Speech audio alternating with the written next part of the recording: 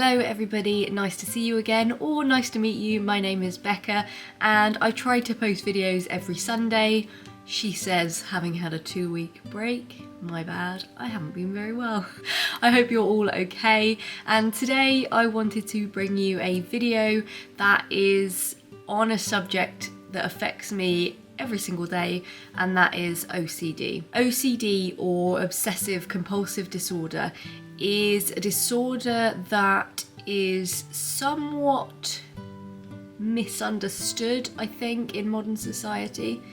Quite often people think that OCD is a need to be clean all the time, or you might think a telling sign of OCD is having to wash your hands all the time, or being a bit of a neat freak. And sometimes that is the case. Sometimes OCD manifests itself in a way that is a bit of a germophobic kind of way, where you are concerned about germs.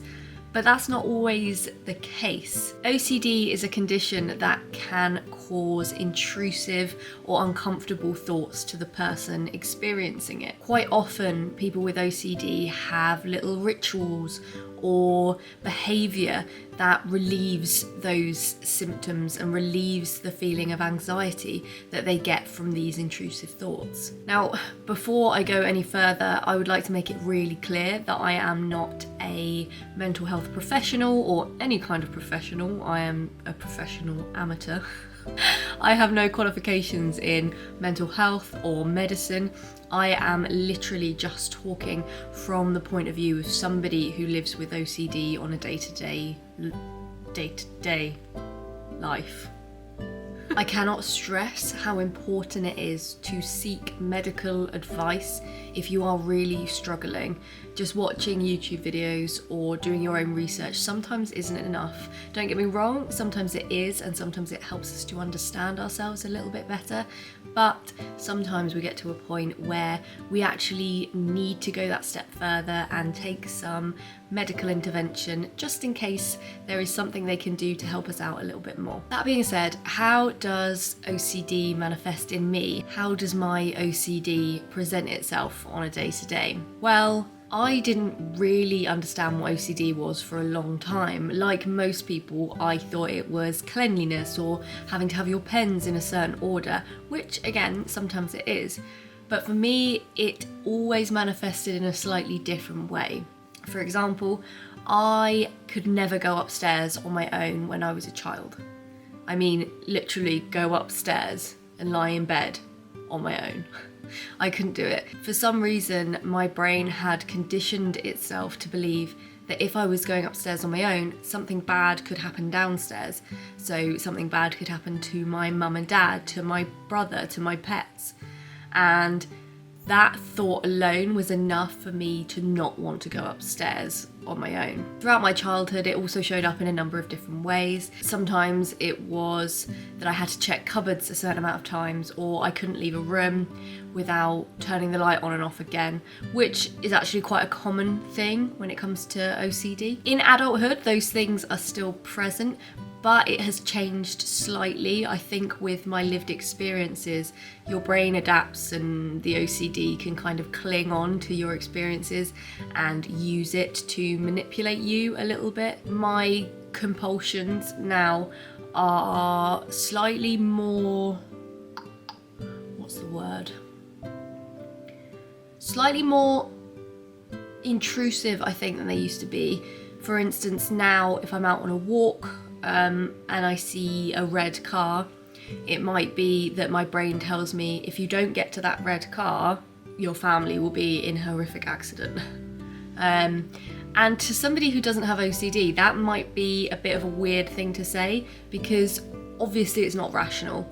If I get to that red car, that doesn't mean my family are going to be safe, nor does it mean my family are going to, something awful is going to happen to them. That's not how it works. It's not rational, and that is the whole thing about OCD. It's not rational. You don't need to rationalize it to explain it to other people, because quite often people who have never experienced it will think you're a little bit crazy, which I have had my whole life. And it's only partly true. For a long time I wore a wooden bracelet because in my head I took the phrase touch wood literally, which for those of you who don't know is a bit of a superstition where if you say something you don't want to jinx, you say touch wood. Look it up. It's some weird, I think it's English or British, but it could be. I don't know if anybody else does that. But it got so bad for me that I woke up in the middle of the night, and if there was nothing wooden for me to touch, I would have to get out of bed to find something wooden. So I wore a wooden bracelet all the time. And I'm really proud of myself that I no longer have to do that, but the compulsion is still sometimes there. I find myself saying touch wood in my head and I have to find something wooden very quickly or I get a bit panicky, which is dampening it down a little bit. OCD has induced panic attacks and all sorts of things. I don't want to dampen it down for this video, but I don't want to go into too much detail because it's very personal to me. So yeah, I hope that sums up a little bit of how OCD manifests in me. Again, that all being said, how do I cope with that? There are so many ways we can cope with OCD, and each of us are so different. OCD presents itself in completely different ways in each individual person, so it can be very hard to actually find something that helps you navigate it and helps you cope with it.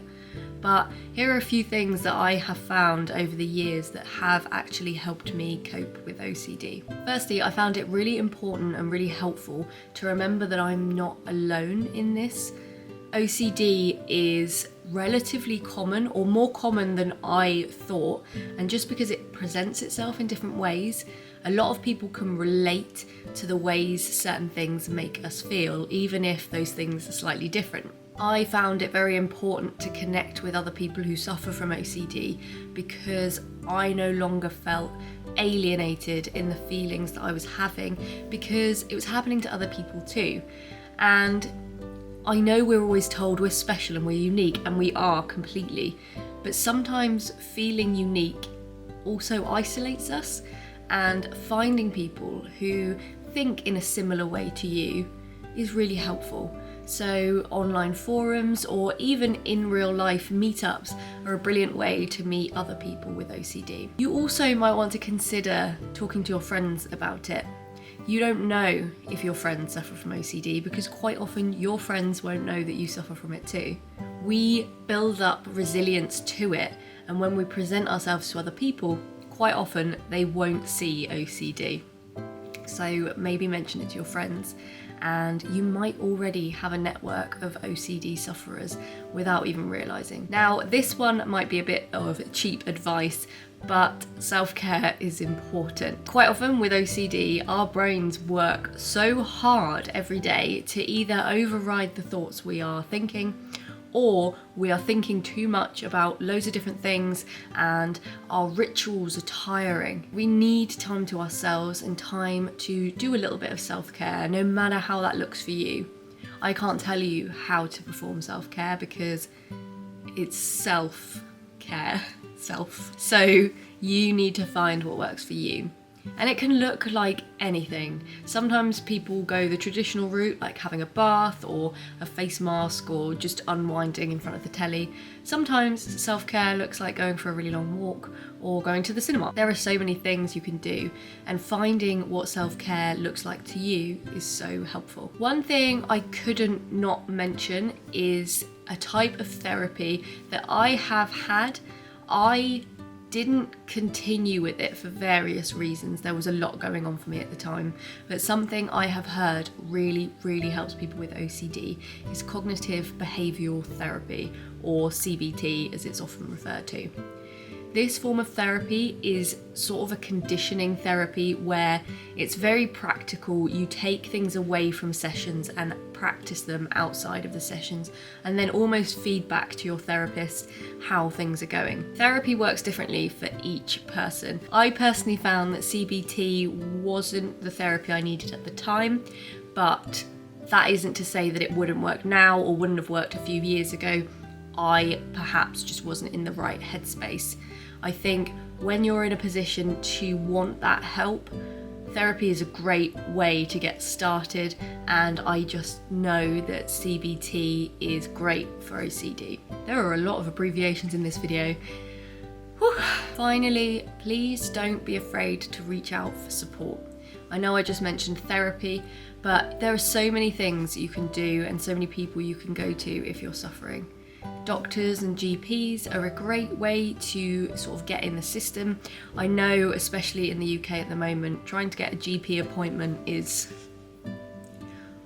very difficult, but there are also online GPs if you can afford it, and there are all sorts of therapies online that can cater to your financial situation. So definitely give it a Google. You really, really are not alone in this, and never feel silly for those intrusive thoughts. They might not be rational, but they're real to you, and that's really valid, even if you feel a bit like a crazy person sometimes. Personally, I think being a bit crazy is kind of cool. So to sum up this video, OCD is a treatable condition that more people suffer from than you think. Talking through it and talking about it to existing friends and making new friends with people who suffer from OCD can be really helpful. You aren't alone, you don't have to deal with this on your own, and actually the way you think has probably created a very empathetic and sympathetic person. Thank you so much for watching. I really hope you're all okay and you look after yourselves. If you're new here, please like and subscribe. It's lovely to meet you again, and I hope to see you in the next one. Thank you guys. Bye. Post-credit scenes. Oh, this is my laptop. I hope you're all okay. I'm sure I will see you in the comments, and I have nothing more to say. I can just see on my windowsill like Beecham's where I haven't been very well. I hope I haven't been too snuffly in this video. Anyway, have a good one. I'll see you in the comments.